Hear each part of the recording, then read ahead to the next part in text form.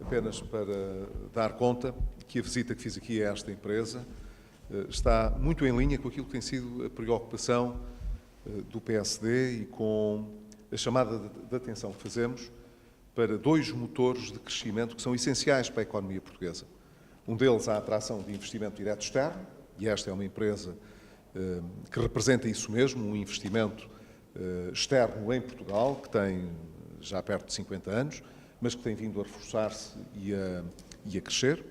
E, em segundo lugar, a exportação, na medida em que é uma empresa que esmagadoramente trabalha a pensar nos mercados externos. E esses são os dois motores que nós precisamos de pôr a funcionar na economia portuguesa se queremos que ela cresça realmente mais do que aquilo que está modestamente previsto no Orçamento de Estado e no cenário macroeconómico que se vai desenhando. Ora, para isso nós precisamos, pelo menos, de ter duas garantias, e isso mesmo ouvi aqui também. A primeira, de poder ter estabilidade fiscal. Independentemente do nível de fiscalidade, é mais importante ter estabilidade fiscal, das pessoas saberem com o que é que vão contar, do que haver sempre uma certa incerteza quanto àquilo que pode vir a ser a rentabilidade dos investimentos a fazer no futuro. E, em segundo lugar, a estabilidade do ponto de vista das relações laborais e a importância que, neste contexto, pode assumir qualquer reversão de medida estrutural que tenha sido adotada no âmbito das políticas laborais. Pode ser um elemento muito importante para acrescentar incerteza e, portanto, afastar ainda mais o investimento direto externo. Eu espero que o que quer que sejam as concessões que, dentro da maioria que atualmente suportam o Governo, venham a ser feitas nestes domínios, que elas não produzam mais estragos do que aqueles que já produziram. Porque a economia portuguesa tem estado praticamente estagnada ao longo deste ano, já em consequência também da quebra do investimento e também, portanto, das intenções que os investidores traziam em carteira sobre Portugal. Inverter esta situação significa não fazer mais reversões, dar alguma estabilidade e procurar apontar para o futuro, oferecendo confiança aos investidores. E é isso que eu espero que possa acontecer também nos tempos mais próximos, sob pena de continuarmos a ter um crescimento que não é suficiente para remunerar tudo aquilo que são expectativas que as pessoas têm de melhoria económica e de bem-estar ligados ao emprego. Falando do Orçamento do Estado e do que já se sabe, como é que está a olhar para os mais recentes desenvolvimentos? Da mesma maneira que ontem, que anteontem e que na semana passada. O Governo está a utilizar um processo que nós conhecemos de há vários anos e que desejaríamos que não tivesse voltado, que é o de ir testando ideias, colocando na comunicação social possíveis hipóteses de medidas que depois ou não se concretizam ou se concretizam pela metade, e quando nós as comentamos muito, dá a impressão que elas passam a ser nossas e não do Governo, como se o Governo depois evitasse a calamidade que a oposição está a apontar. Portanto, eu vou aguardar por aquilo que vai ser a proposta a apresentar pelo Governo.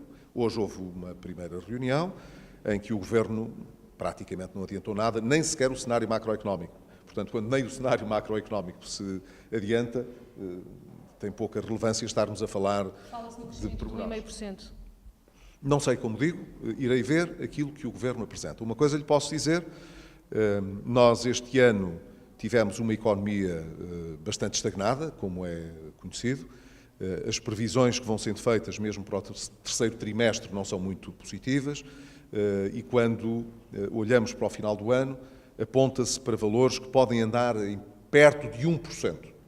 Se isso se vier a concretizar, com o desempenho que a economia está a ter, então, em termos reais, nós não teremos condições para pensar em crescimentos dessa natureza para 2017. Isso seria um cenário absolutamente irrealista, digamos assim.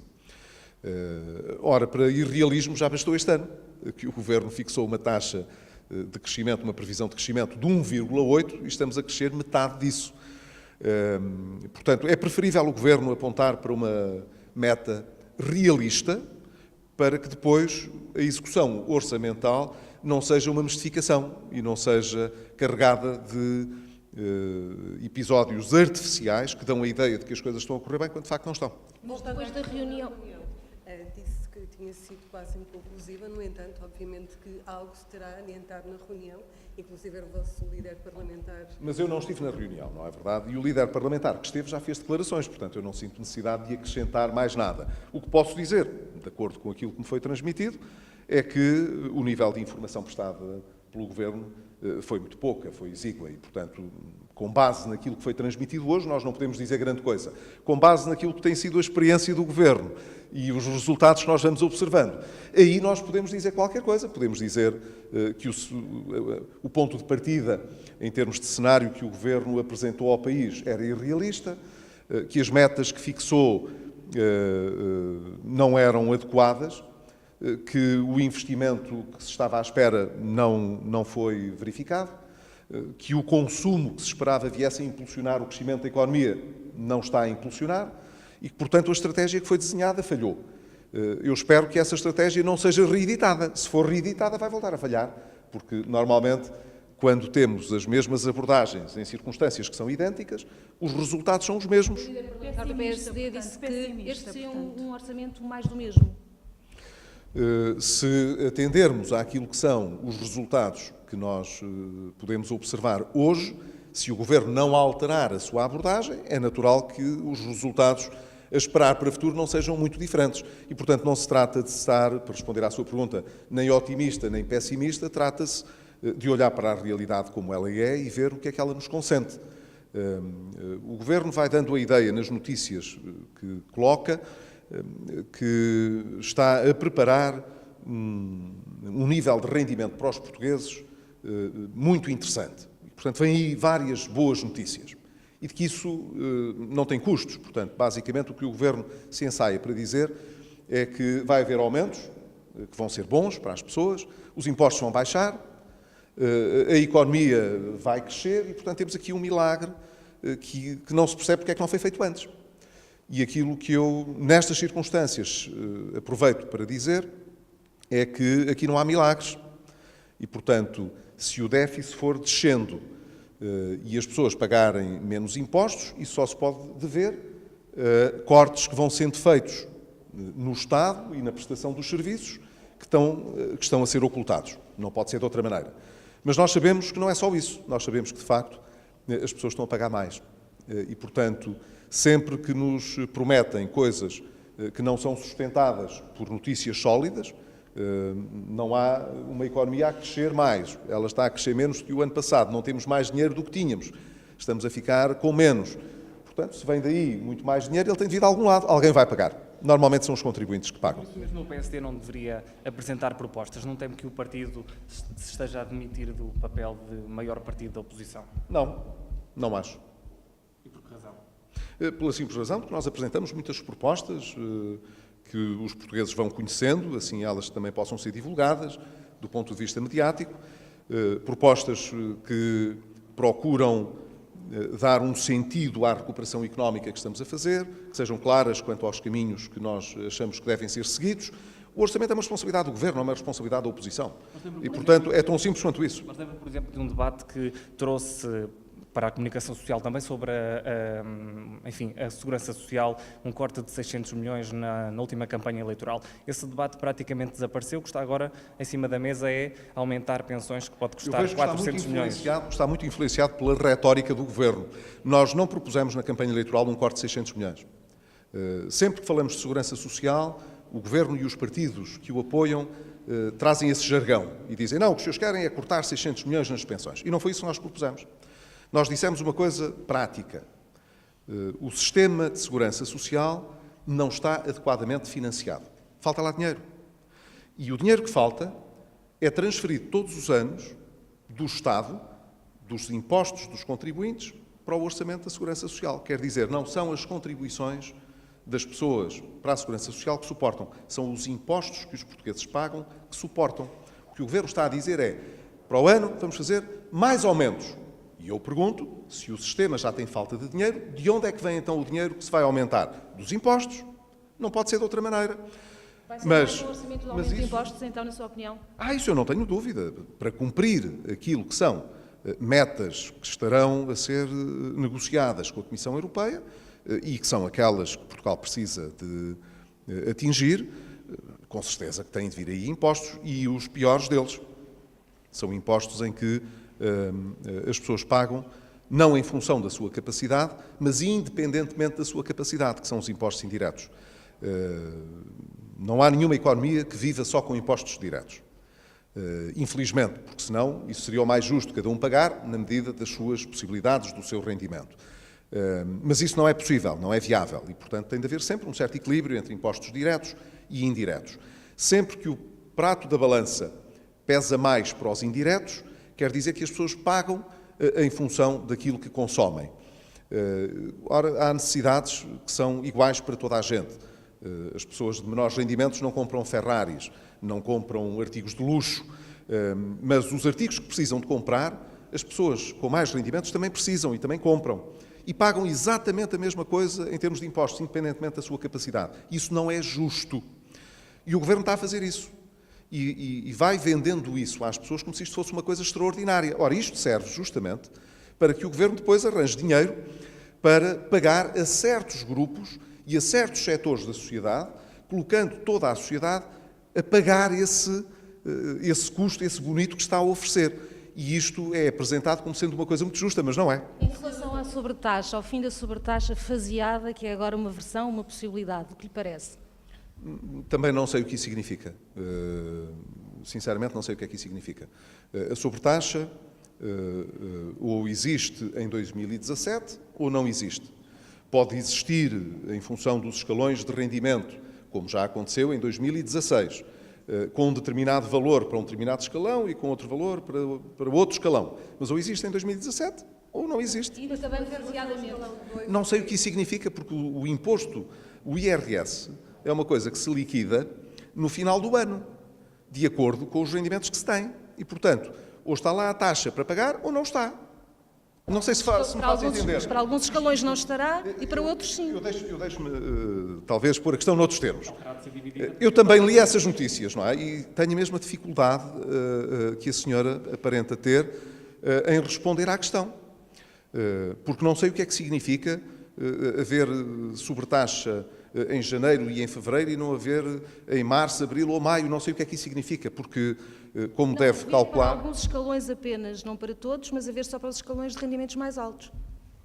Ora bem, é uma opção do Governo. Isso o Governo é que tem de dizer. A mim não me parece nada. Isso o Governo é que tem de dizer o que é que vai fazer. Não sou eu. Está a ver como muito facilmente ficamos perante a armadilha de estar a responder perante uma eventualidade que eu não sei sequer se o Governo encara ou não. Não faço ideia. A maneira que estava a ver aplicada. O facto da sobretaxa não acabar significa que o Governo vai fazer aquilo que o PSD queria fazer, que é, no fundo, distribuir a sobretaxa ao longo destes 2 anos. Mas é diferente, não é?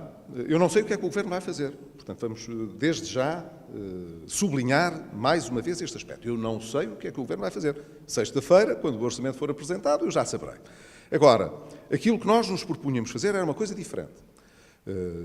Isso colocava-se em relação à sobretaxa como relativamente aos cortes salariais. Nós propunhamos que houvesse, ao longo da legislatura, um período em que progressivamente essas medidas fossem removidas.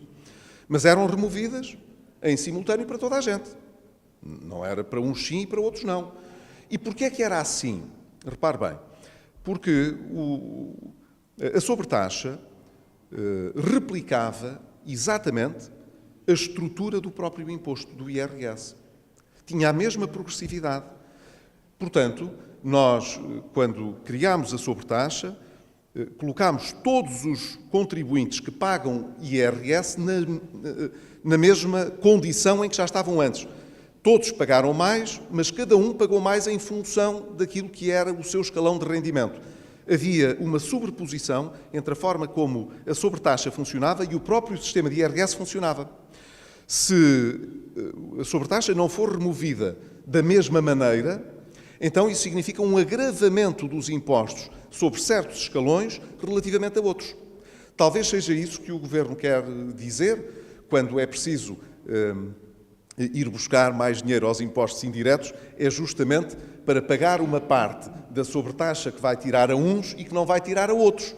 Se calhar é possível e com isso criar aqui mais uma distorção fiscal. Mas isso nós só poderemos saber quando o Governo apresentar a sua ideia. Que medida gostaria de ver aplicada então neste orçamento? Não percebi. Que medida gostaria de ver aplicada neste Quanto orçamento? à que sobretaxa? conseguisse também sobre a sobretaxa. Não, é assim, é muito simples. O que eu gostaria era que nós não estivéssemos a criar um horizonte para 2017 que fosse um engodo para as pessoas, que fosse um engano, como foi este ano. O que eu gostaria era que o Governo estivesse a apresentar um orçamento que pudesse cumprir e não um que não cumpre.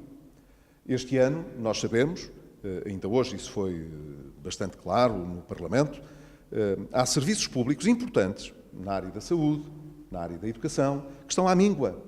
Não é porque não estivessem com dotações orçamentais.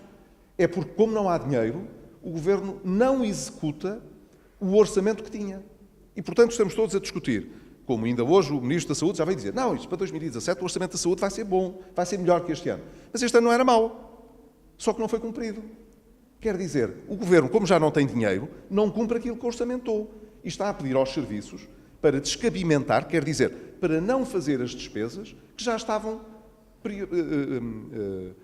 em primeiro lugar, autorizadas ou cabimentadas, para as quais já havia previsão orçamental. Faço-me entender? Portanto, uma vez que o Governo faz previsões que são irrealistas, depois, para cumprir a meta do déficit, o que faz é não cumprir o seu orçamento e, portanto, não o executar. Ora, isto não é uma forma saudável de olhar para o futuro. Nós não estamos em emergência, já estivemos. Eu fui Primeiro-Ministro durante um tempo, não foi durante todo o tempo, mas durante uma parte do tempo em que fui Primeiro-Ministro, vivemos tempos de exceção, de emergência, em que tínhamos de cumprir metas de forma absolutamente rigorosa, sob pena de ficarmos sem dinheiro. Ora, esse problema não se põe hoje, portanto, podemos planear as coisas de outra maneira. O Governo prometeu que ia fazer um exame à despesa pública para poder identificar poupanças futuras, sem pôr em causa a qualidade dos serviços, da educação, da saúde, da segurança social, o que me parece bem. Nós procurámos fazer o mesmo na medida do possível no passado. Mas se essas medidas de poupança não forem conhecidas, o déficit só pode baixar, e em termos estruturais só pode baixar, com impostos, à custa de mais receita para o Estado.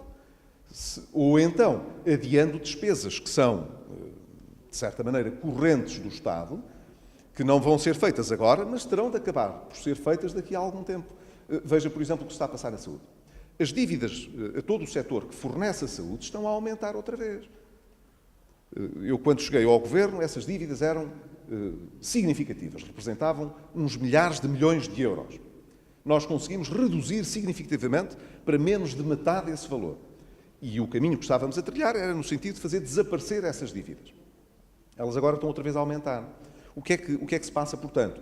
Passa-se que qualquer dia as empresas que fornecem equipamentos e bens e serviços ao Serviço Nacional de Saúde, aos hospitais, vão poder deixar de fornecer porque o Estado não lhes paga. Ou então, quando pagar, vai ter de pagar com juros. Mas isso sairá mais caro. Portanto, estamos a degradar as condições em que funcionam as unidades de saúde. E isso hoje é grave, porque não vivemos num regime de emergência. Nós temos tempo para planear as coisas. Ora, é isso que eu desejo que o Governo possa fazer neste orçamento, que possa planear bem as coisas, de maneira a conseguir atingir as suas metas, sem ser à custa de soluções artificiais, de soluções que deixam os serviços à míngua, sem recursos, e em que, portanto, os riscos de se vir a prestar um mau serviço aumentam.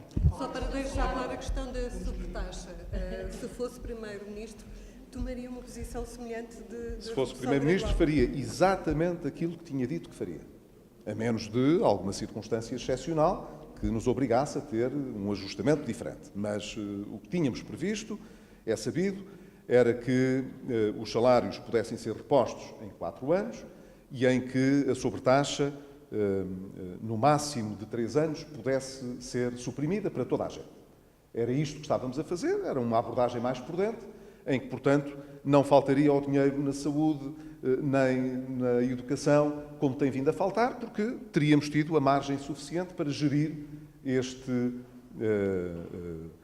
processo orçamental, diminuindo o déficit e não impondo o aumento de impostos que se tem vindo a verificar, que combinado com a exiguidade de meios, sobretudo nos setores sociais, tem vindo a permitir que o país vá cumprindo mais ou menos as suas metas, mas por caminhos completamente diferentes e piores do que aqueles que poderia ter escolhido. Uma nota final apenas para dizer o seguinte. Todas as instituições que se têm pronunciado sobre a situação económica portuguesa dizem que esta situação não se alterará significativamente nos anos mais próximos, a menos que o Governo ofereça um quadro de medidas, de soluções estruturais diferente. Quer dizer, andaremos todos os anos mais ou menos a ver se conseguimos ter um bocadinho menos de 3% de déficit e não conseguiremos crescer muito mais do que 1%, 1,5%. Quer dizer, não vamos sair, como se costuma dizer, da cepa torta. Ora, eu acho que isso não é admissível.